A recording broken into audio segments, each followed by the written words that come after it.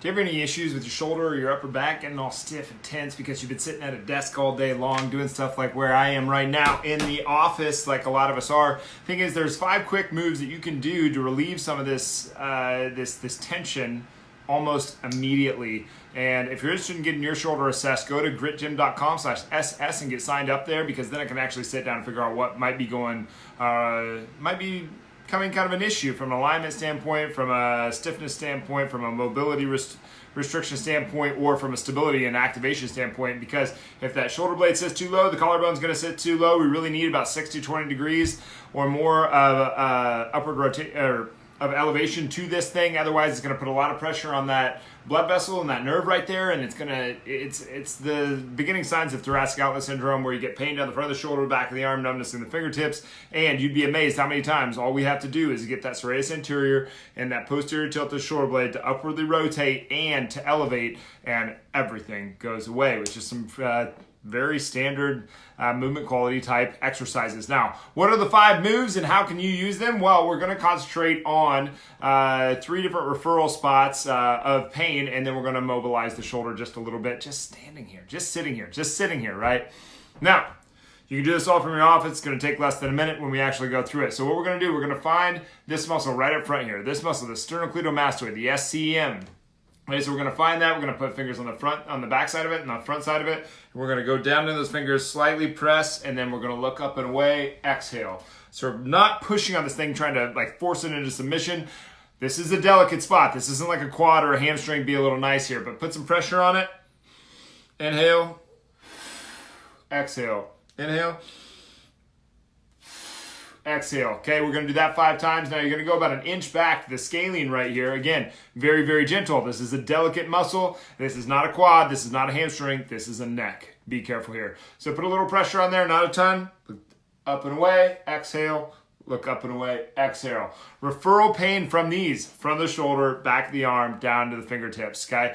If we, the thing that they do for thoracic outlet syndrome is they slice your neck open, remove that scalene, and remove that first rib so that you don't have, so that to make way for that blood vessel and that nerve so that it can work the way that it's supposed to, when really all we needed to do was lift that up a little bit. The next one is subclavius.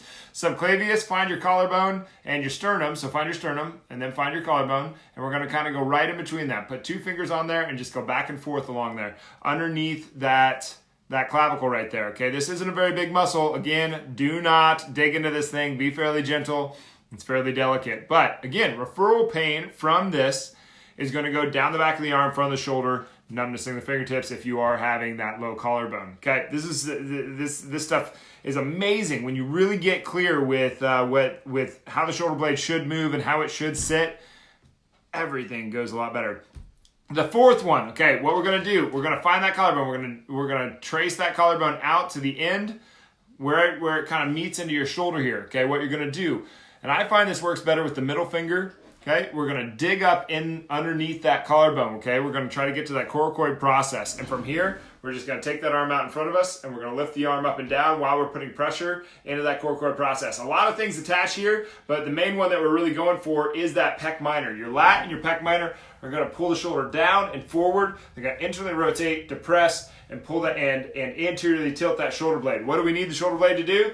We need posterior tilt and a little bit of elevation so that serratus anterior can do what it's supposed to do, and it kind of is like a suspension bridge. One is pulling this way, but this one is so much stronger than the other one pulling this way. We need to make that backside a little bit stronger, a lot bit stronger, and your shoulder's going to feel a lot better. Okay, the last one we're going to just mobilize a little bit up top. Okay, what we're going to do, we're going to interlock the fingers, put them on top of the head, not behind. Don't be pushing on your neck. Okay, on top of the head, we're going to pull the chest forward, elbows back as far as we can, get a stretch in the pec. Important here, don't throw your head back. Keep that chin packed. Almost give yourself a double chin as you're doing this. Now you're going to go the other direction. You're going to bring the elbows together, and you're going to slouch down. Don't pull on your head. You're trying to get a nice flexed position to your upper back. We want to actually flex this down and get a little more mobility here. The idea that everybody is sitting in kyphosis, in this kind of anterior, gravitated position, is not accurate. Some people do not, most people I would say, don't go here,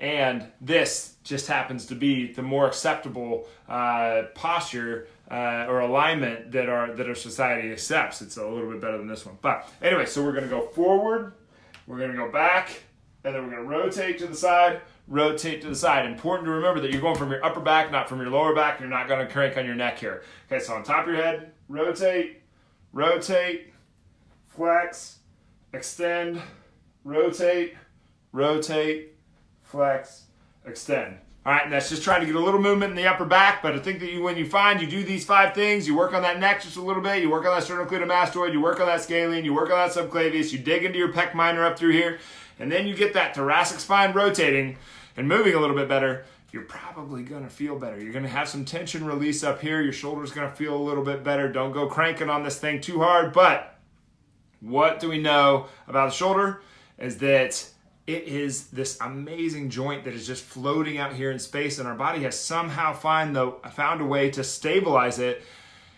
only that we're just trashing it day after day after day, because if we don't have enough thoracic rotation, then our rib cage can't do what it's supposed to on top of our spine, then our shoulder blade can't do what it's supposed to on top of the rib cage, and then the shoulder blade can't deliver the arm to the place that we want it to go in the manner that it needs to keep that shoulder healthy, and the shoulder ends up taking the beating. So be nice to your shoulder, and if you want to get a shoulder assessment, go to gritgym.com/SS, but use these 5 moves and use them immediately because they're going to help.